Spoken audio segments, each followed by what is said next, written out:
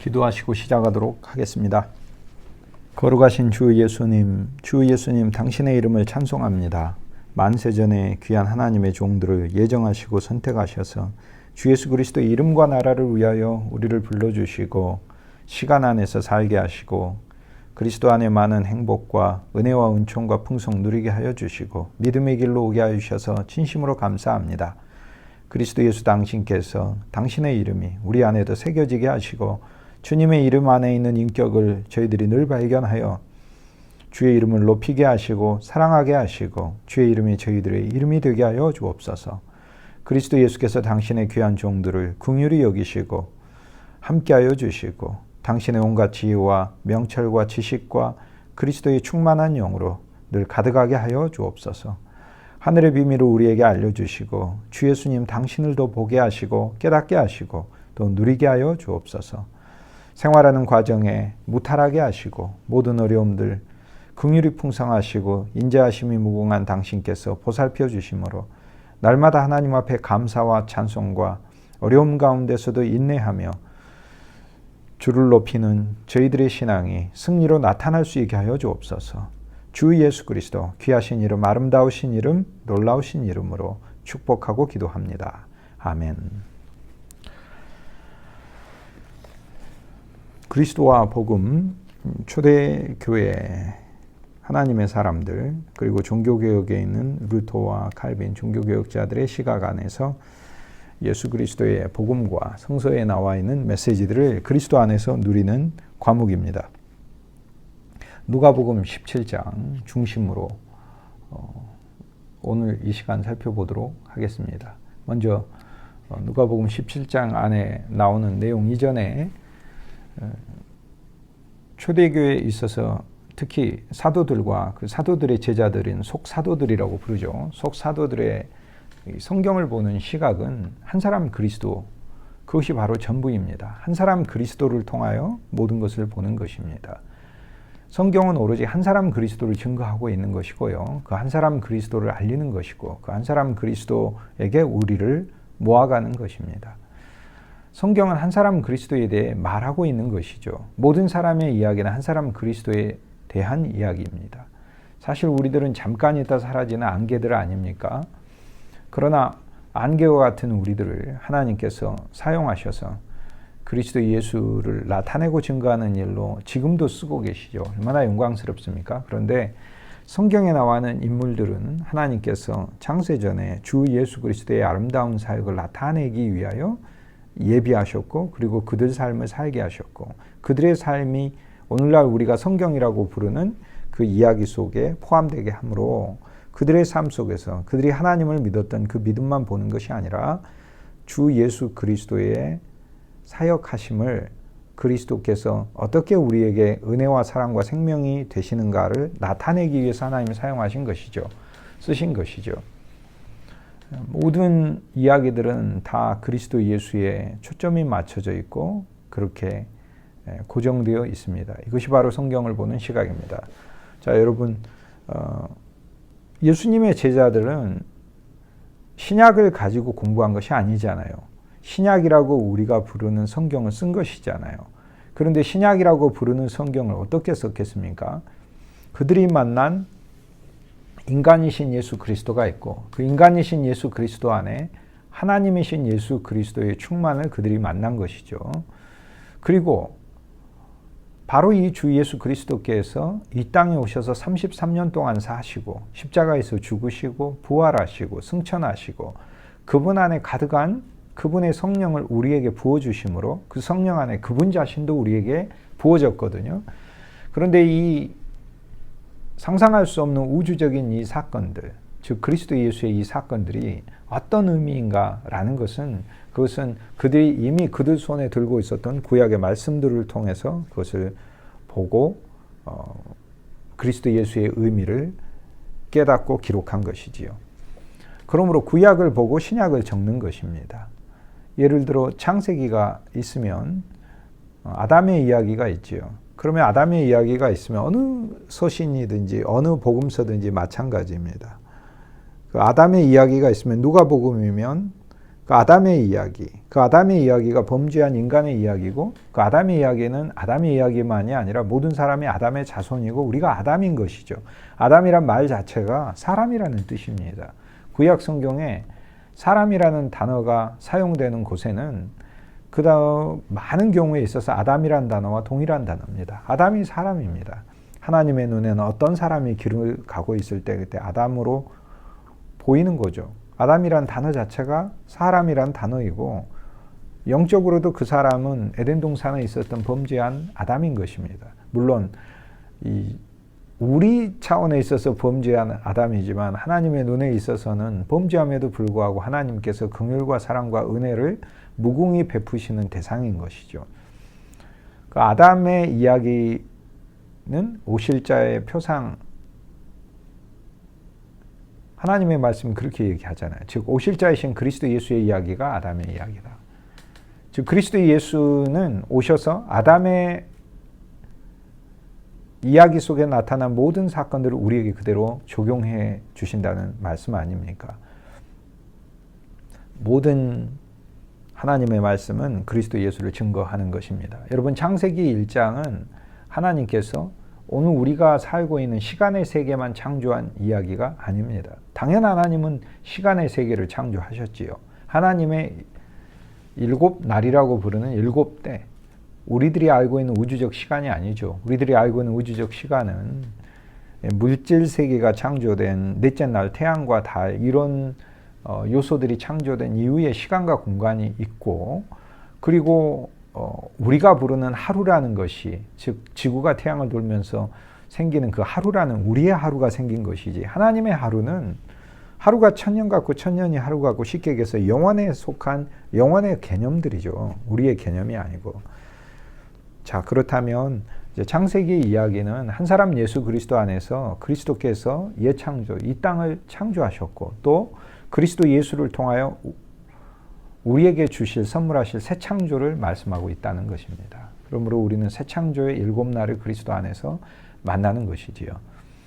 아브라함의 이야기가 있습니다. 이 아브라함의 사건 하나하나의 이야기가, 아브라함은 그리스도의 조상 아닙니까? 다른 말로 하면 그리스도는 아브라함의 후손이죠. 즉 그리스도 예수께서는 아브라함이 경험하고 아브라함이 했던 일을 이 땅에 오셔서 우리에게 베푸실 것이라는 이야기가 바로 구약의 이야기이고, 신약 성서의 기자들은 구약에 나와 있는 그 이야기들을 보면서 오늘 우리들에게 우리가 읽고 있는 복음서요 서신이라고 하는 신약 문헌을 탄생시킨 것입니다. 그러므로 신약이 구약을 인용하고 있는 것이죠. 그들은 구약을 볼 때 구약이 아니라 그 이야기 속에 그리스도 예수의 사건을 보고 있는 것이지요. 노아의 이야기가 있으면 노아는 방주를 지어 옛 창조의 죄악 가운데 있었던 많은 사람들을 구출하는 역사적 사건으로 하나님께서 그를 사용하셨지요. 그런데 이 역사적 사건은 성취가 아닙니다. 이 땅에 있는 어떤 거든지 성취는 그리스도 예수 안에서 있는 것입니다. 그러니까 그리스도 예수께서 참 노아로 오셔야 되고 그리스도 예수가 하신 일은 우리를 위한 구원의 방주를 짓는 것이다. 그것을 알려주기 위해서 하나님께서는 노아를 미리 두셨고 노아의 사건을 쓰고 있는 것이죠. 여러분 존재와 성취에 관해서 한번 이야기를 해보죠. 우리는 존재하고 여러분도 존재하잖아요. 나도 존재하고. 그런데 나와 여러분의 진정한 성취가 무엇이겠어요? 우리가 성취 그랬을 때 흔히 자아 성취를 이야기를 많이 합니다. 내 자아를 발견하는 것. 그런데 자아 성취 자체도 그리스도 예수 안에서 진정한 자아는 주 예수 그리스도, 그분이 우리의 자아인 것입니다. 로마서 6장 3절에 우리의 옛사람도 그리스도의 십자가에서 죽었고, 6장 3절에 우리가 그리스도의 십자가 안으로 침례를 받았고 그리스도의 죽음 안으로 침례를 받았고, 7장에 6장 4절에 그분의 장사지내만으로 침례를 받았고, 우리는 그분의 부활 안으로 또 그와 연합되었고, 그리고 우리의 옛사람이 그리스도와 함께 죽었지 않습니까? 갈라디아서 2장 20절에 내가 그리스도 예수와 함께 십자가에 못 박혔나니, 심지어 살아난 새 사람도 십자가를 향해서 가고 있는 것이죠. 이제는 내가 사는 것 아니요 오직 내 안에 그리스도께서 사신 것이라. 이제 내가 육체 가운데 사는 것은 하나님이 나에게 주신 이 시간과 공간 한계를 가지고 연약함과 부족함을 가지고 있는 이 육체를 가지고 내가 사는 것은 나를 사랑하사 자기의 모든 것을 주신 하나님의 아들이 나를 산다는 믿음 안에서 산다는 것이라. 그게 바로 원문입니다. 하나님의 아들이 내 인생을 산다는 믿음 안에서 산다는 겁니다. 내가 그냥 믿음을 가지고 그 아들을 믿는 믿음을 가지고 산다는 게 아니라 아들의 것을 산다는 믿음 안에서 산다는 것이죠. 아들의 것이면 아들의 인생. 그 아들이 내 안에서 그리스도께서 내 안에서 그리스도의 인생을 산다는 믿음 안에 사는 것이라. 결국 기독교 신앙의 목적이 무엇일까요? 자아 성취인가요? 맞습니다. 그런데 참 자아가 누구입니까? 참 자아는 그리스도 예수인 것입니다. 그러므로 나라는 것은 이 땅에 존재하고 있죠. 그런데 내가 성취된다는 것이 무슨 뜻이겠어요? 하나님이 나를 근본적으로 보내신 내 목적이 이루어지고 나의 존재의 이유가 이루어지는 것이 성취 아닙니까? 그런데 나의 존재는 그리스도를 나타내는 것이고 그리스도에 의해서 점유되는 것이고 그리스도로 충만한 것이고 그리스도를 보이는 것이고 그리스도를 증거하는 것이고 그 그리스도 예수 안에 하나님의 사랑과 은혜와 긍휼이 충만하다는 것을, 풍성하다는 것을, 무궁하다는 것을 만인에게 내 삶을 통해서, 내 마음을 통해서, 내 입술을 통해서 하나님이 나에게 주신 것들을 통해서 증거하고 누리는 것이, 그것이 바로 내 존재의 목적인 것이죠. 거기서 하나 더 나아가면 하나님께서 우리로 하여금 새 예루살렘을 향해서 걷게 하고 있는 그 길에 새 예루살렘을 짓는 것이다 라고 이렇게 이야기를 할 수 있습니다. 아브라함의 이야기가 있어서 하나님이 아브라함이라는 사람을 믿음 가운데 선택해서 그를 통해서 믿음의 후손들이 나오게 했잖아요. 그렇다면 예수 그리스도도 아브라함처럼 아브라함의 후손이시니까 그를 통해서 믿음의 자손이 나오게끔 하나님이 정하신 것입니다.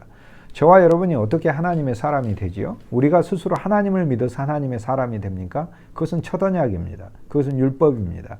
그러나 주 예수 그리스도를 통하여 온 새 언약은 한 사람을 통하여 우리가 하나님의 사람이 되는 것입니다. 그 한 사람은, 우주적 한 사람은 로마서 5장에 한 사람 예수 그리스도를 통하여 우리가 그리스도인이 되고 하나님의 사람이 되는 것이죠. 한 사람 예수 그리스도를 통하여라고 하는 말 속에 어마어마한 의미와 능력이 들어있어요. 내가 어떻게 거룩해집니까? 저와 여러분의 노력으로 거룩해집니까? 저와 여러분의 노력으로 거룩해지는 것은 우리가 이 땅에 살면서 내가 남보다 한층 더 높은 집을 짓는 것과 마찬가지인 것입니다. 우리들의 인격도 우리들 차원에서 보면 어떤 사람은 1층짜리 인격이고 어떤 사람은 2층짜리 인격, 어떤 사람은 지하 인격이에요. 그런데 오늘 우리가 아무리 높은 건물을 짓는다 하더라도 하늘에 계신 하나님의 의라는 것은 인간이 지어서 도달할 수 있는 의가 아니거든요. 그것이 하나님의 의잖아요. 하늘에 계신 하나님은 우리가 1층이든 2층이든 우리가 짓는 인격에 그 인격도 소중하고 중요하고 이 땅에서 큰 쓰임이 있기는 하지만 하나님께 버려짐이 없기 때문에 그렇지만 하나님의 궁극적인 세계 안에서는 그분이 정하시고 그분이 소유하시고 그분 안에 있는 본성으로 있는 인간은 도저히 얻을 수 없는 그분의 의의를 우리에게 선물하시는 것이죠. 즉 한 사람 그리스도의 예수를 통하여 우리가 의의를 얻었고 우리가 의인이 돼가는 것도 우리 안에 있는 그리스도가 일하심으로 우리에게 일하심으로 우리가 의인이 되는 것이죠.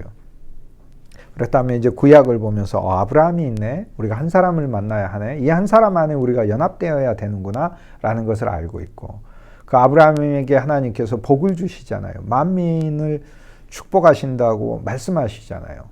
결국에 그 아브라함의 후손인 그리스도 예수 안에 만복이 들어있고 그리스도 예수는 이 아브라함처럼 우리에게 복의 근원이 되시고 우리가 그리스도 예수를 만났기 때문에 그리스도 예수 안에서 우리는 만복을 누리게 되어 있는 것이죠. 이게 창세기 12장 이야기 아닙니까? 그리고 그 그리스도 예수와 함께 약속의 땅 안으로 우리는 인도함을 받아 주 예수님이 우리를 인도하신다라고 신약을 구약을 보며 기록하는 것이죠. 창세기 13장에 보면 아브라함과 롯의 이야기가 나오면서 오늘 우리는 주 예수 그리스도께서 오늘 우리들이 우리의 길을 각자 떠난다 할지라도 결국에는 우리를 찾지 않습니까? 우리에게 기업과 우리에게 몫을 주시고 양보하시고 우리를 이해하시는 그리스도 예수가 나옵니다. 창세기 14장에 전쟁에 나오고 승리한 아브라함이 있듯이 주님은 이 땅에 오셔서 우리를 이끄시고 우리를 대표하여 승리하셨어요. 그리고 그분의 승리를 우리에게 주었습니다. 여러분 십자가가 승리입니다. 그리스도의 죽음은 승리의 죽음인 것입니다. 그분의 죽음은 모든 것을 죽이신 죽음이니까 나와 여러분의 존재도 그 안에 죽었고 이 존재가 매일 품고 있는 절망도 죽었고 염려도 죽었고 하는 것이죠. 얼마나 감사하고 놀라운 일인지 알 수 없습니다.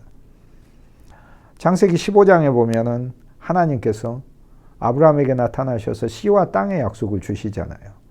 결국에 씨와 땅의 약속을 보면서 신약의 기자들은 주 예수 그리스도가 생명의 씨라는 것을 고백하게 됩니다.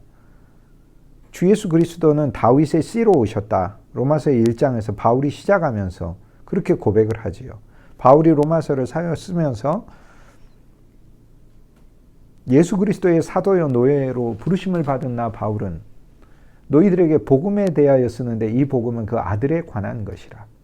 이 아들은 다윗의 씨로 오셨다. 이렇게 얘기를 합니다. 그분은 마태복음 1장에 보면 아브라함의 씨요.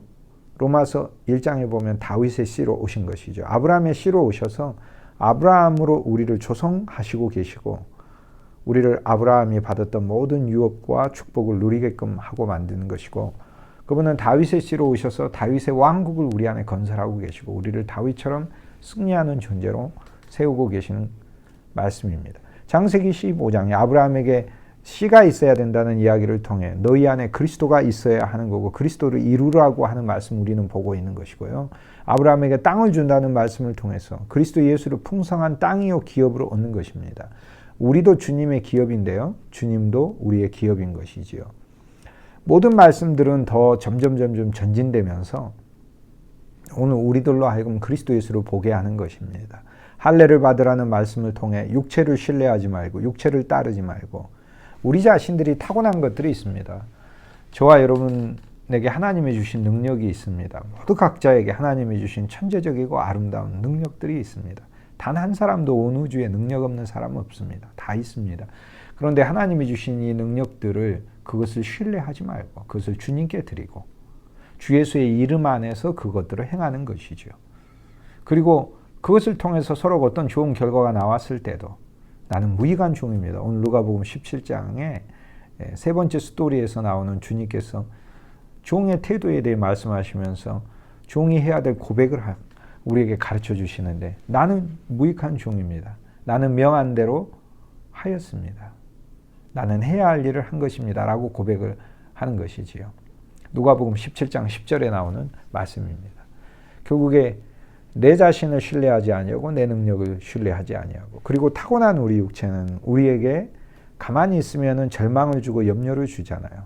그러므로 이 육체 안에 그리스도의 생명이 오게 하고 그 생명이 역사하게 하고 그 생명의 기쁨도 주게 하고 그 생명이 우리의 육체도 하나님을 위한 유용한 도구로 쓰임받게 만드는 것이지요. 그리고 그리스도 안에서 우리가 육체의 할례를 받은 자가 되지 않습니까? 육체의 할례를 받았다는 신체의 할례를 뜻하는 게 아니라 우리 육체를 십자가라는 할례가 적용된 것으로 주님 앞에 드려지고 처리되어진 것으로 종결된 것으로 삼는다. 이렇게 이야기할 수 있습니다. 어쨌든 장들이 진행되면서 아브라함에게 씨를 준다는 것을 통해 우리 안에 그리스도가 있어야 된다는 것. 아브라함에게 땅을 준다는 것을 통해 그리스도를 기업으로 삼아 그리스도 안에 있는 모든 풍성. 너희가 그리스도 예수와 함께 일으키심을 받았으면 골로새서 3장 1절에 나오는 말씀처럼 땅의 것을 생각하지 말고 하늘의 것을 생각하라. 그 안에는 모든 보화가 감추어져 있잖아요. 그래서 그리스도 예수 안에 있는 모든 보화들을 그리스도를 우리의 왕국으로 삼아서 캐어 나가는 것이죠. 주님께서 우리 안에 태어나시는 이야기, 그것이 바로 창세기 21장의 이야기 아닙니까? 창세기 21장에 아브라함에게 결국 약속의 이삭이 태어나듯이 이제 아브라함의 이야기가 그리스도의 이야기를 나타냈다면 이제 순서를 바꾸어 이삭에게서 그리스도의 이야기가 계속 이어지는 것입니다. 결국 성경은 전체가 다 그리스도 얘기를 알려주는 것이지요. 이삭이 태어나듯 그리스도 예수는 우리 안에 태어나는 것입니다. 그리고 창세기 22장에 그 이삭이 모리아산에서 드려지듯 그리스도 예수는 십자가에서 번제와 소제와 화목제와 속죄제와 속건제 5가지 제사가 되심을 알려주고 있는 것이지요. 그래서 장마다 볼 때마다 아브라함의 믿음이 겪었던 이야기를 그리스도 예수 안에 놓고 이것이 우리에게 있어야 된다라고 쓴 것이 그것이 바로 신약인 것입니다. 그러면 창세기 22장에 모리아산의 번제단으로 바쳐져요. 이 아들 이삭의 죽음이 있습니다. 어린 양이 함께 죽는 것이죠. 즉 그리스도 예수는 이삭이며 어린 양인 것입니다. 이삭으로서 전능하신 하나님의 가장 사랑받는 아들이고 어린 양으로서 우리를 대속하시고 우리의 모든 것을 짊어지실 분이신 것입니다. 모든 항목 하나하나는 그리스도를 다 가리키는 것이죠. 그런데 창세기를 한 장 넘기면 뭐가 나오는 거예요? 막벨라 굴이 나오잖아요. 막벨라 굴에 사라가 죽어서 묻히고 그 굴에 아브라함도 창세기 25장에 묻히게 되는 것입니다. 결국 그리스도 예수 그분과 우리가 함께 장사 지내지는 이야기를 창세기에서 보는 것이죠. 그러므로 그거를 차례대로 쓰는 것이 그것이 바로 복음서이고 서신인 것입니다. 그러므로 그 구조가 오늘 우리가 읽고 있는 그런 하나님의 말씀들, 이 말씀들은 신약이든 구약이든 한 짝을 이루고 있으며 그것이 그리스도 안에서 통일되어 있다라는 것을 늘 보아야 합니다. 어떤 말씀이든지 주 예수 그리스도 한 분을 보게 하는데요. 여러분 왜 이 모든 것이 주 예수 그리스도 한 분을 보게 할까요? 그분이 우리를 위해서 죽어서? 물론 그렇죠. 그분의 우리를 위해서 죽은 것만이 아닙니다. 그분이 우리를 위해서 죽은 것보다 더 엄청난 일이 있습니다. 그분 자신을 우리에게 주신 것이에요. 그분 자신을 주었다는 것은 그분 안에 들어있는 그분의 모든 본성을 주셨어요. 그분 안에 의의가 있는데 의의를 주셨고 그분 안에 사랑이 있는데 사랑을 주셨고 그분 안에 거룩이 있는데 거룩을 우리에게 주셨어요. 그뿐이 아니에요. 그분이 아버지에게서 받으신 모든 상속된 재산을 하늘의 재산을 우리에게 주셨어요. 그러니까 주님이 우리에게 주신 것은 목숨만이 아닙니다. 상상할 수 없는 너무나 많은 것들이 있다라는 것을 저희들이 봐야 될 필요가 있습니다. 창세기 24장에 보면은 이삭의 아내 리브가를 데려오는 이야기가 나옵니다. 자, 이제 우리의 신앙은 어디로 가야 되는 것인가요? 그리스도 예수와 혼인하는 신앙으로 가는 것이죠. 이렇게 한 장 한 장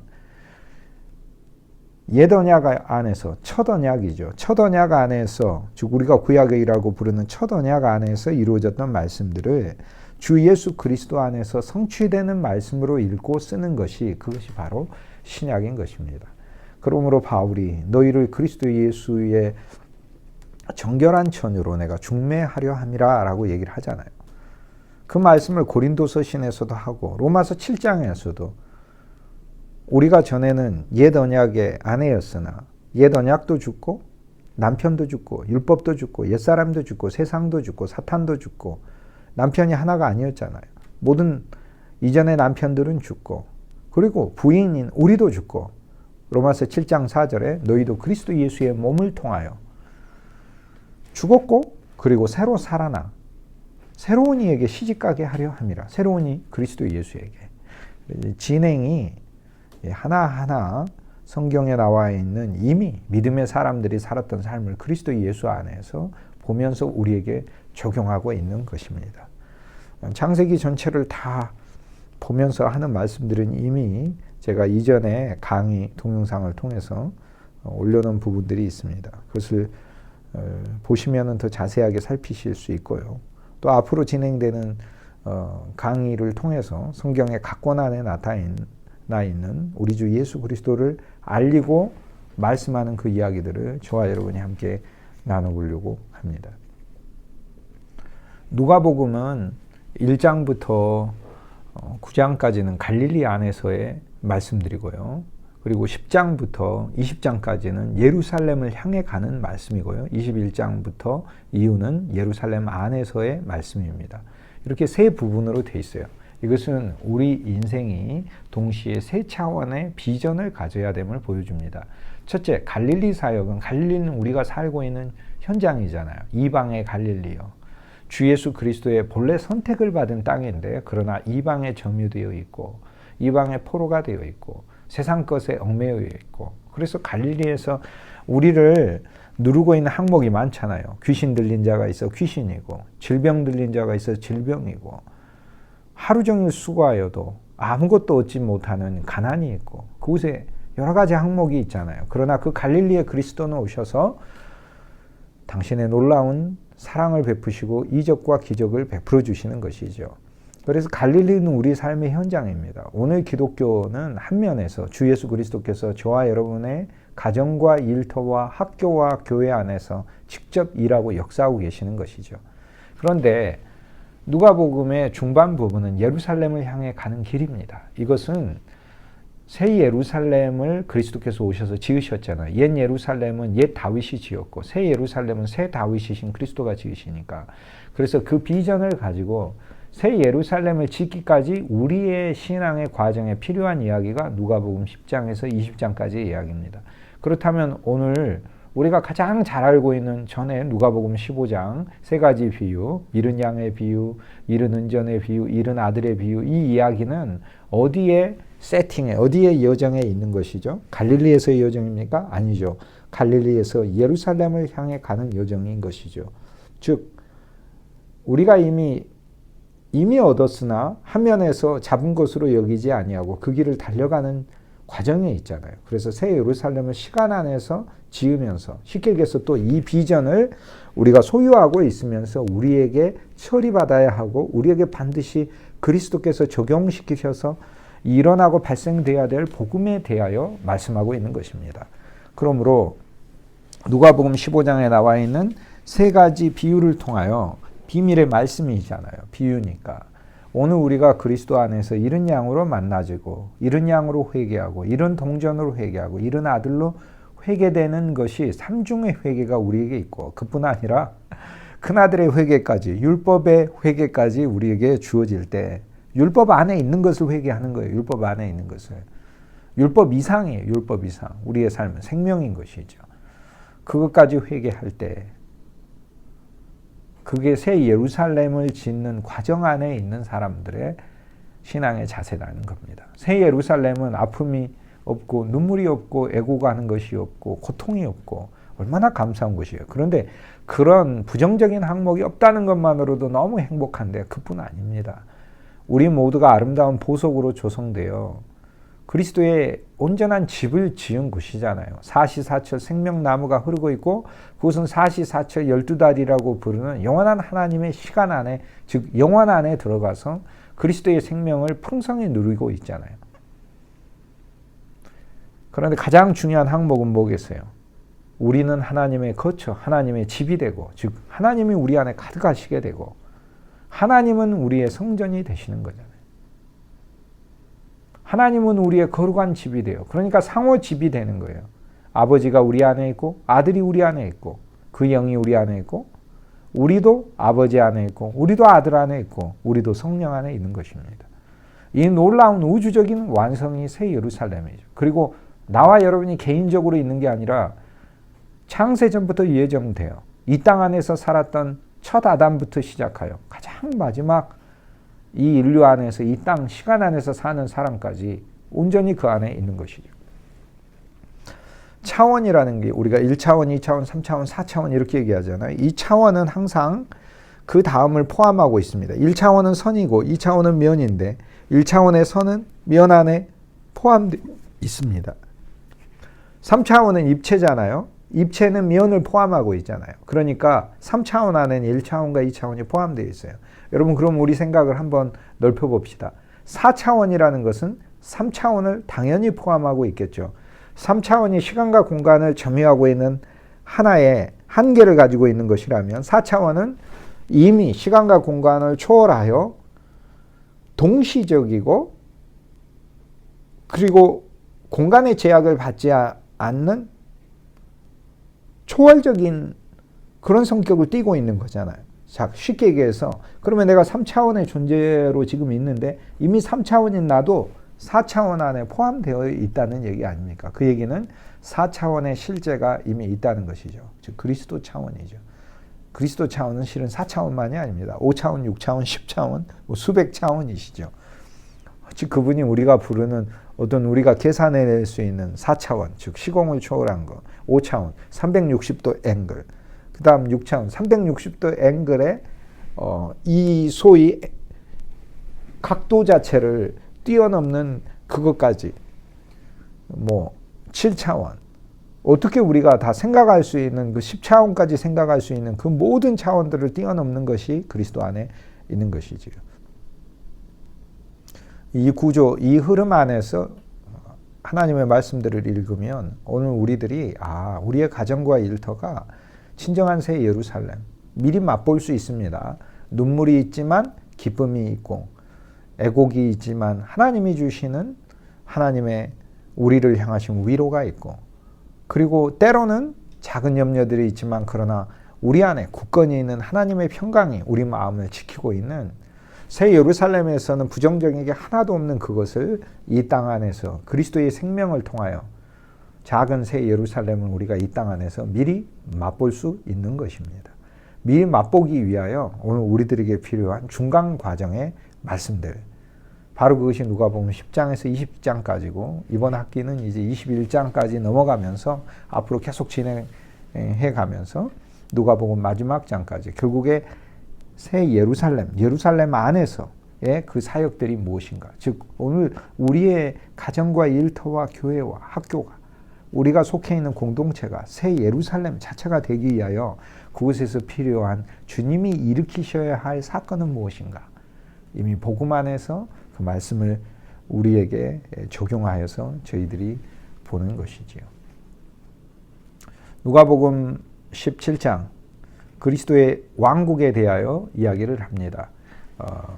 누가복음 17장 말씀은 주님께서 처음 시작할 때 유명한 말씀이에요. 실족해 하지 말라고 말씀하시고, 그 다음 너희가 서로 용서하라고 말씀하셔요. 너희에게 7번 죄를 지어도 7번 용서하라, 이 말씀들을 하시고, 겨자씨 믿음이 있어야 된다는 그런 말씀도 하시고, 또 무엇보다 잘 알려지지 않은 무의간 종이었다고 고백하는 그런 주님의 비유의 말씀이 있습니다. 그러나 유명한 비유도 오늘 우리들에게 알려지고 있고요. 이 말씀 안에 또 유명한 이야기도 누가복음 17장 안에 있습니다. 특히 누가복음 17장에는 10명의 문둥병자 이야기, 그리스도인들에게는 잘 알려진 이야기죠. 10명이 치료받았으나 한 명만 주님께 돌아오잖아요. 그 이야기가 바로 누가복음 17장에 있는 이야기입니다. 그리고 나서 주님은 하나님의 나라, 인자, 그리고 그 하나님의 나라와 인자의 의미가 무엇인가에 대해서 말씀을 해줘요. 20절 이후로부터 누가복음 17장 마지막 절까지 합니다. 이 말씀들은 사실 오늘 초대교회의 신앙 안에서 초대교회 교부들과 그리고 초대교부의 재흥이, 르네상스, 재탄생이 바로 종교개혁이죠. 종교개혁 안에서 그리스도를 중심으로 하는 하나님의 말씀을 보는 것, 그리고 그 그리스도가 이 말씀을 우리 안에서 일하시고 적용하시는 것. 오늘 우리로 용서하라는 말씀, 율법을 주면서 동시에 우리로 용서하는 사람으로 만들고 조성하는 일을 누가 하시는 거예요? 그리스도를, 그분이 하시는 거죠. 그러면 그리스도가 어떻게 우리를 용서하는 사람으로 만드는가? 내가 주 예수 그리스도를 알고 좋아하고 누리고 그분의 비밀을 깨달아가고 그분 말씀과 진리 안에서 내가 조성되어 가고 그분을 찬송해 갈 때, 그때 오늘 우리들에게 그리스도께서 주시는 놀라운 비전들이 있다, 이렇게 이야기할 수 있겠습니다. 누가복음 각 장마다 잃어버린 자, 누가복음 15장 예를 들면 잃어버린 자 이렇게 나옵니다. 누가복음 14장에는 초대받는 자가 나옵니다. 주님의 새 잔치가 나오거든요. 주님의 안식일 잔치에 초대받고요. 신부, 신랑과 신부 혼인하는 잔치에 또 초대받고 왕국 잔치에 초대받아요. 그래서 우리는 잔치의 손님으로 초대받는 손님으로서의 그리스도인의 모습, 그리고 손님일 뿐만 아니라 점점 전진되어 그분의 신부가 되고 그분의 왕국 안에 그분의 왕국을 확장시켜가는 그분의 동역자로서의 우리의 모습을 보게 됩니다. 누가복음 15장에 보면 우리는 양이고 우리는 주님의 화폐이고 주님의 잃어버린 아들이고 다시 되찾아 그분 놀라운 품 안에서 하나님의 경륜을 공급받고 있는 그러한 아들임을 우리가 보게 되는 것이죠. 누가복음 16장에 보면 우리가 청지기임을 가르쳐주고 있습니다. 우리는 불의한 청지기이죠. 그리고 또 우리는 부자이다라고 이야기를 합니다. 또 한 면에서 우리는 바리새인입니다. 끊임없이 주님께 대적하고 우리가 주님의 마음을 아프게 하고 주님의 이야기를 반박하는 자들로 우리는 있습니다. 누가복음에서 참으로 질기게 바리새인들은 계속해서 그리스도에게 반론을 제기하고 반박하고 그리스도를 때로는 미워하고 죽이기도 하고 그렇습니다. 이렇게 주님을 한 면에서 어떻게 보면 역설적으로 그렇게 그리스도에 관심이 있다 이렇게 얘기할 수 있겠네요. 맞습니다. 오늘날 기독교가 그리스도에 대하여 말은 하지만 실제로 말도 많이 하지도 않습니다. 엄밀히 보면. 그러나 어찌 보면 이 바리새인처럼 그리스도에 대하여 계속해서 모여있고 그리스도에 대하여 말하는 자들과 같죠. 그러나 주님은 이 바리새인들을 긍휼히 보십니다. 그러면서 실은 바리새인과의 대화에서 그리스도의 모든 비밀들을 다 말씀하셔요. 주님은 다 얘기하셔요. 주님의 어느 한 면에서 참 친구라고 얘기를 할 수 있겠어요. 바리새인은 계속해서 와서 이야기를 해주니까요. 마치 욥의 세 친구들이 욥에게 와서 아픈 소리들을 하지만 그러나 홀로 돼서 누구에게서도 위로를 찾을 수 없고 버림받은 존재처럼 여겨져 있는 그 욥에게 세 친구는 친구와 같았어요. 세 친구는 친구잖아요. 친구니까. 싫은 소리를 해도 계속 와줬잖아요. 그걸 통해 욥의 고통을 이겨나가는 것이죠. 여러분, 저와 여러분이 고통 속에 있을 때 하나님은 고통을 더 큰 고통으로, 고통이라기보다는 어떻게 보면 우리를 정말 힘들게 하고 정신없게 하는 것들을 통해 우리가 아파하는 것들을 견딜 수 있게 하십니다. 그것이 바로 하나님께서 우리에게 역사하시는, 우리를 부수실 때 하나님이 역사하시는 신비한 방법 중에 하나입니다. 하나님은 때로는 우리를 부수기도 하시지요. 하나님은 우리를 부수실 뿐만 아니라 또 우리를 조성하시지요. 부수실 때는 가차없이 그분의 말씀의 칼이 들어오고, 그분이 조성하실 때는 한량없는 그분의 은혜로, 무궁한 그분의 은혜와 긍휼로 우리를 품어주십니다. 이 두 가지를 동시에 하셔요. 또 동시에 해요. 한 면에 나를 잘라내고 한 면에서 나를 새로 조성하십니다. 한 면에서 나를 깨부수고 한 면에서 나를 정말로 위로하시고 정말로 나를 축복하십니다. 이 그리스도 예수의 사랑은 언제나 우리에게 있다. 이렇게 얘기할 수 있습니다. 누가복음 17장에서는 항목이 다양해요. 우리는 그리스도 앞에서 누가복음 17장 1절에 예수님께서 제자들에게 이르시되 실족하는 게 없을 수는 없다 이렇게 말씀하시잖아요. 그러므로 첫째 제자가 나오죠. 그 다음 3절에 보면 형제를 용서하라 그러면 우리의 정체성이 형제임을 가르쳐 줍니다. 제자는 배우는 자잖아요. 제자는 배우는 자예요. 형제. 그리스도의 형제가 된 것 아닙니까? 그리스도와 함께 유업을 나누고 있고 우리는 모두 그리스도 안에서 하나님의 자녀들로 한 형제인 거죠. 정체성을 가르쳐줘요. 그러니까 제자에게 주는 말씀, 배우는 자로서 이게 필요하고 형제에게 주는 말씀, 즉 가정 안에서, 일터 안에서, 교회 안에서 형제임을 봐야 돼요. 형제임을 볼 때 우리에게 필요한 그리스도의 윤리, 그리스도의 덕목이 무엇인가라는 걸 우리에게 있어야 되는 것이죠. 창세기 25장에 아브라함이 아내 사라가 죽고 나서 후처 그두라를 얻습니다. 그두라를 통해서 8 아들을 얻게 되는데 그 아들들이 하나님의 또 큰 쓰임을 받게 돼요. 거기서 뭐 미디안도 나오게 되는데 미디안이 누구예요? 미디안족을 만들게 되잖아요. 미디안족을 구성하게 돼. 미디안족의 그 또 이름을 가진 그 미디안족의 제사장 이드로가 모세의 장인이 됩니다. 그러므로 모세는 야곱의 자손인데, 즉 이삭에게서 나온 이삭의 후손인데 이삭이 아니라 이삭의 형제인 그두라의 아들들을 통해서 하나님께서는 또한 하나님의 역사를 써나가고 계시는 거죠. 모두를 통합시키는 거예요. 그러니까 그두라의 후처 그두라를 통해서 나온 자손들은 모세의 아내도 되는 것이거든요. 하나님의 왕국에 다 포함되는 거예요. 그러니까 나중에는 예수 그리스도를 낳기까지 예수 그리스도 안에는 모든 이의 피가 다 들어있는 것이지요. 그리스도는 통합이며 그리스도는 결과인 것이고 그리스도는 열매인 것이고 또 그리고 그리스도는 출발 아닙니까? 이 그리스도를 통하여 하나님은 구약과 신약을 우리한테 다 적용하고 계시죠. 그런데 이제 영적으로 이야기를 하면 아브라함이 아내 사라, 즉 가나안 땅에 묻었다라고 하는 것은 약속의 땅이신 그리스도 예수 안에 은혜가 영원히 묻혀 있는 것이고 은혜가 있어요. 우리에게. 그 다음에 후처 그두라를 얻어 여러 아들들을 낳았다는 것은 믿음 안에서 그가 성경에서 아내는 그리스도 안에서 이야기를 할 때는 좋은 선한 지식들, 새로운 신앙들을 말하거든요. 그의 신앙이 확장됐다는 것을 이야기하고 그에게 아들들이 나왔다는 것은 그리스도 안에서 더 많은 열매와 지식들이 생겼다는 것을 이야기를 해요.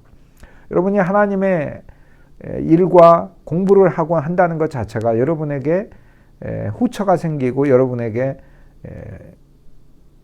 그 후처 그두라의 자녀들이 생겼다. 이렇게 얘기를 할 수 있습니다. 이게 영적인 의미들인 것이죠. 즉 아브라함에게 하나님께서 창대하게 하신다는 그 말씀을 이루셔서 육적으로도 하나님이 창대하게 하시고 오늘 우리들에게 영적으로는 오늘 우리들에게는 하나님께서 우리의 신앙을 통하여 많은 덕목들이 나오게 하겠다라고 말씀하는 것이죠. 그러므로 성경은 우리가 주 예수 그리스도 안에 회개하여 믿음이 있고 믿음 다음에는 뭐가 있어요? 믿음의 덕을, 덕의 지식을 그리스도 안에서 항목들을 계속해서 세워나가야 하는 것이죠. 인내도 그 안에 필요한 것이고요. 또 하나님이 주신 열매들도 우리에게 필요한 것입니다. 오늘 우리들에게 있어서는 결국에 주님께서 우리에게 사도로 또 형제로 부르심을 받았기 때문에 오늘 우리들에게 주님께서 새 예루살렘을 지어가는 그 과정에 있어서 우리의 정체성이 무엇인가라는 걸 하나님이 보게 하시는 것입니다. 창세기 25장에 보면 아브라함이 이삭에게 모든 것을 줘요. 모든 것을 줬다고 하는데 또 서자들에게 나눠줘요. 그 어떻게 해결하죠? 아브라함은 이삭에게 다 주고 이삭이 서자들에게 나누어 줍니다. 장자의 몫을 갖고 그 다음 서자들에게 나누어 주는 것이죠. 아버지는 그리스도에게 모든 것을 주셨고 그리스도가 우리에게 나누어 주시는 것입니다. 그리고 그리스도 안에 아버지가 모든 것을 주셨으니까 그리스도 안에 아버지도 계시는 거죠.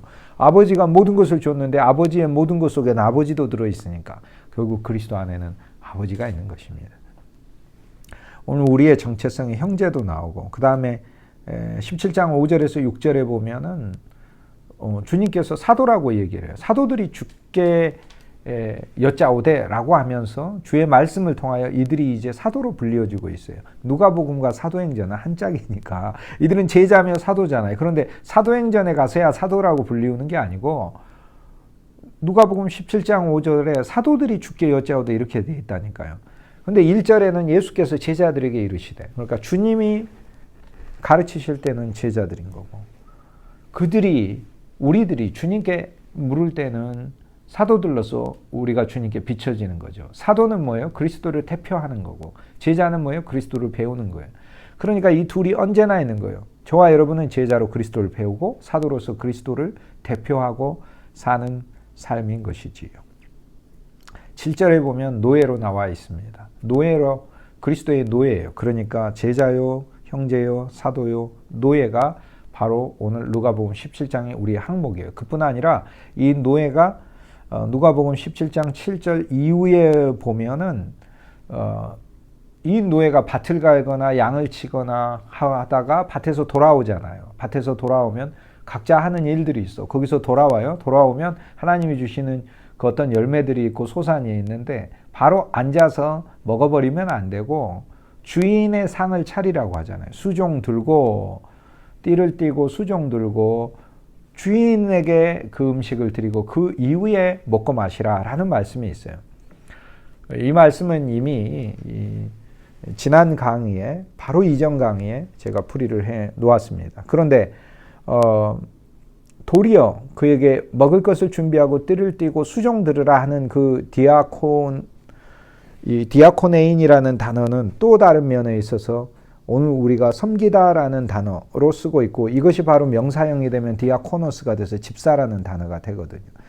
그래서 누가복음 17장 안에는 노예이며 집사, 즉 집사, 주님의 집에 일하는 일꾼으로서의 우리의 자세와 우리가 가져야 될 믿음에 대하여 이야기하고 있다. 그렇게 저희들이 볼 수 있습니다. 17장 안에 오늘 주님은 우리들을 다양한 타이틀을 주시면서 오늘 우리들에게 이러한 믿음이 있어야 된다는 걸 보여줘요. 즉 제자에게 있어서는 제자, 배우는 자에게 있어서는 실족하게 하면 안 돼라는 거예요. 그리고 형제에게 있어서 형제라고 부르시고 형제는 용서해야 하는 거야. 이렇게 얘기해요. 또 우리를 사도라고 부르시고 사도들이 우리에게 믿음을 더하소서. 그리스도를 대표해야 되잖아요. 그러니까 우린 믿음을 당연히 더해야 되죠. 아니 어느 곳에서 여러분 직장에서 우리가 그리스도를 대표해야 하는데 우리의 성도들이 그리스도를 대표해야 하는데 믿음 없이 어떻게 그리스도를 대표합니까? 우리의 믿음을 더하소서. 그 다음에 주의 일을 맡은 자로서 밭에서 일을 할 때 말씀의 밭 안에서 일을 하고 성도의 심령이라는 밭 안에서 일을 하고 교회라는 밭 안에서 일을 하고 할 때 그때 우린 종이잖아요. 그럼 하나님 우리의 정체를 그렇게 부르는 것이다 라는 것입니다. 결국 누가복음 17장 안에서 각자의 타이틀 안에서 하나님에게 우리에게 주시는 우리가 갖춰야 될 그 믿음의 항목들이 무엇인가 이야기를 해요. 우리에게 믿음을 더하소서라고 이렇게 이야기를 해냈는데 이 믿음이라는 것이 창세기부터 아브라함의 가장 중요한 덕목이잖아요. 믿음이 있기 때문에 아브라함인 것이고 아브라함에게 믿음 빼면 뭐가 있어요? 아브라함은 믿음이라는 말과 동의어나 다름이 없습니다. 그런데 오늘 그 믿음이 그리스도 예수 안에서 즉 새 예루살렘의 여정에 있는 우리들에게 어떠한 방식으로 주님께서 우리에게 일하셔서 우리에게 조성돼야 되는가라는 걸 누가복음 17장에 보여줍니다. 실족하게 하지 않는 믿음, 또 실족하지 않는 믿음, 또 용서하는 믿음, 용서받는 믿음, 또 그뿐 아니라 겨자씨 하나로서 심겨진 믿음, 뽕나무를 뽑아 바다에서 심기우시는 하나님의 역사를 보는 믿음. 얼마나 놀라운 믿음이에요. 그 믿음인 것이죠. 그리고 용서하고 자기 공로가 없다는 것을 알고 내가 하는 일 가운데 그리스도께 먼저 드려야 된다는 것을 보는 믿음. 그 다음에 그리스도께 와야 한다는 믿음. 누가복음 17장 11절에서 중반 부분에는 10명의 문둥병자 이야기가 나옵니다. 예수께서 예루살렘으로 가실세라면서 예루살렘을 향한 여정이 누가복음 17장 11절에 나오는데요. 사마리아와 갈릴리 사이로 지나가신다 이렇게 얘기를 하면서 이제 사마리아하고 그 갈릴리 사이에 사마리아 지역으로 인근 부근으로 갈 때 그때 한 마을에 들어가시니 이제 우리는 이 한 마을이라고 하는 주님과의 이 마을 안에서 그리스도와의 이 여정을 하며 오늘 이 말씀 안에 있는 주인공으로 우리가 체험하는 것이죠. 나병 환자 10명이 예수를 만나서 예수님께 예수 선생님이 우리를 불쌍히 여기소서 이렇게 얘기하잖아요. 여기도 믿음이잖아요. 그리스도께 찾아오는 믿음. 해결이 어디 있어요? 주님께 있잖아요. 어쨌든 주의 이름을 불러야 구원이 있을 거 아닙니까? 누구든지 주의 이름을 부르는 자는 구원을 얻으리로다. 로마서 10장에 나오는 말씀처럼 주의 이름을 불러야 할 거 아니에요. 주 예수여. 주 예수여 나를 불쌍히 여기소서. 주 예수여 나를 구하소서. 주 예수여 여기 임하소서. 분노가 휩싸일 때는 주 예수여 저들을 용서하소서. 기도해야 할 거 아닙니까? 주 예수요. 주 예수를 찾는 믿음. 그 다음 예수님께서 너희 몸을 제사장에게 보이라 이렇게 말씀하신가 그들이 깨끗하고 제사장에 간 게 아니라 가다가 깨끗함을 입었다라고 누가복음 17장 14절에 그렇게 말씀하고 있거든요. 가다가 깨끗함을 받았다는 거예요. 그러니까 이제 이 믿음은 어떤 믿음이에요?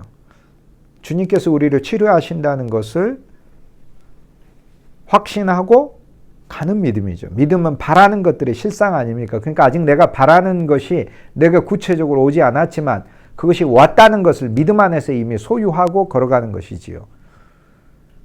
바라는 것들의 실상의 믿음, 주 예수를 찾는 믿음, 그리고 주 예수의 약속을 신뢰하고 가는 믿음, 이미 받은 것으로.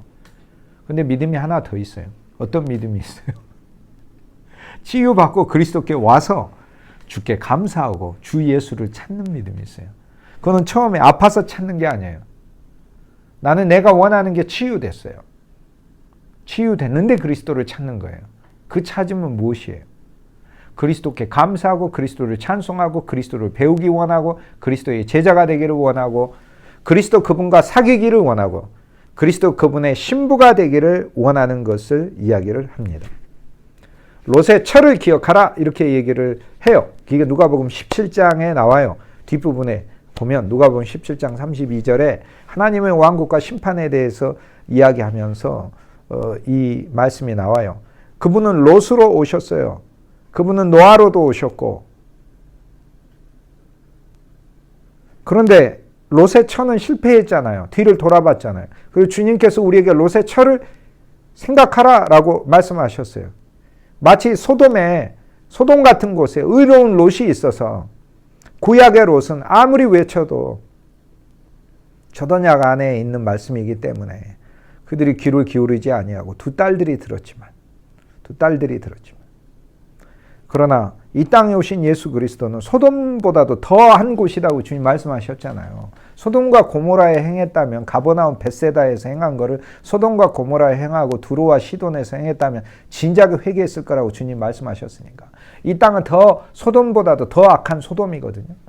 소돔의 확장된 버전이거든요, 이 땅에. 그리스도는 그 소돔의 롯으로 계시면서 우리에게 외치시잖아요. 그러나 새 언약 안에서는 새 생명으로 외치면서 롯의 철을 생각하라. 옛 구약은 뒤를 돌아봤지만 이제는 우리들 보고 뒤돌아보지 말고 그리스도의 아내가 되어 그리스도의 아내가 돼야 된다는 것을 얘기를 하죠. 17장에는 결국에 그리스도의 신부까지도 이 말씀 속에 들어가 있습니다. 그런데 이 세 개의 믿음에 대해서 제가 이야기를 했는데, 물론 믿음이 이 실족해 않는 믿음, 용서하는 믿음, 또 겨자씨의 작은 것 안에서 성장하시는 믿음, 그뿐 아니라 뽕나무를 뽑아서 바다에다가 심기우는, 인간은 할 수 없는 것을 하시는 하나님의 역사에 대한 믿음, 계속 믿음의 이야기가 나오거든요. 그런데 이 믿음에 대한 이야기들이 계속 나오는데 누가복음 17장 11절에서 시작되는 19절까지의 이 중간에 있는 이 본문 안에 있는 10명의 문둥병자에 나와 있는 이 세 종류의 믿음, 이 믿음은 제가 방금 말씀드렸는데 사실 이것은 루터의 누가복음 17장 10명의 문둥병자에 관한 설교에 들어있는 주제입니다. 루터는 누가복음 17장 이 본문을 가지고 세 가지 믿음이라고 설교를 했어요. 그리스도께 오는 믿음, 그리스도께서 주신 약속을 믿고 가는 믿음, 그리고 다시 그리스도께 돌아와 감사와 사랑을 보이는 믿음, 이렇게 얘기를 했어요. 제가 아는 모든 강의들은 사실상 믿음의 사람들이 보았던 성경 말씀들이 저 역시 함께 공유되고 있어서 하는 것이지요. 우리들은 다 거인들의 어깨에 있는 난장이 아닙니까? 저는 더 많이 봅니다. 옛 사람들보다. 왜 그렇습니까? 저는 키가 작은 난장이, 영적인 난장이잖아요. 그러나 그들의 어깨 위에 그들이 올려놨기 때문에 저는 더 멀리 볼 수 있는 것이지요. 그들이 올려놨기 때문에. 루터가 저를 어깨 위에 올려놓고, 이레니우스가 올려놓고, 오리겐이 올려놓고, 아우구스티누스가 우리를, 저와 여러분을 그들의 어깨 위에 올려놨기 때문에 우리는 실은 그들보다 더 많은 그리스도를 말할 수 있어야 하는 것입니다.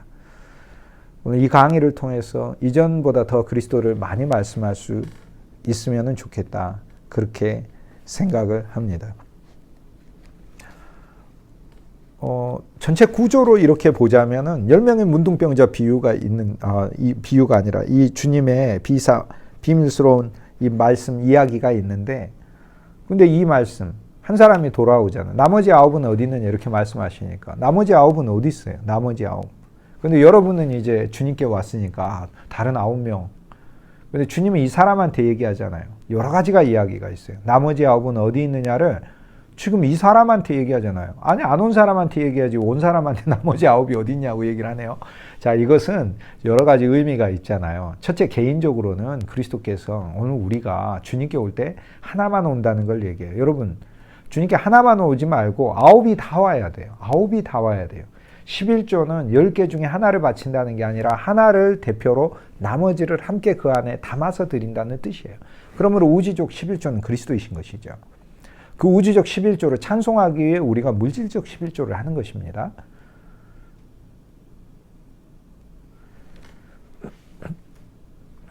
나머지 9은 어디 있느냐는 다음 시간에 더 자세히 보도록 하겠어요. 어쨌든 이 사람이 그리스도께 돌아왔어요. 근데 돌아온 그 이야기, 그 다음에 주님께서는 바리새인들이 하나님의 나라가 언제 임합니까? 이렇게 물어보고 주님께서는 인자의 날 하루를 보는 것이다 라고 이렇게 이야기를 해요. 그리고 그 인자의 날이 어떤 날과 같다라고 말씀하셔요. 인자의 날은 마치 노아의 때와 같고 인자의 날은 롯의 때와 같다. 인자의 날은 노아의 때처럼 홍수가 내리기 직전과 같고 방주를 짓는 거야. 인자의 날은. 그리고 소돔에 롯을 구출하듯이 너희들을 구출해내는 것이야 라고 이야기를 하는 것이거든요. 이것은 무엇을 이야기해요? 자, 앞부분에 10명의 문둥병자가 있어요. 그런데 한 명이 그리스도께 돌아왔잖아요. 그리스도를 감사하고 만나는 것만이 아니라 그리스도를 만나는 것만이 아니라 그 다음에 하나님의 왕국과 인자에 대한 이야기가 있으니까 이 사람은 그리스도를 뭘로 만나야 된다는 거예요? 하나님의 왕국으로 만나야 된다는 거예요. 그리고 그리스도를 인자, 즉 아담의 아들 아니야. 인자라는 거 사람의 아들이니까 아담의 아들이야. 내 안에 있는 모든 아담의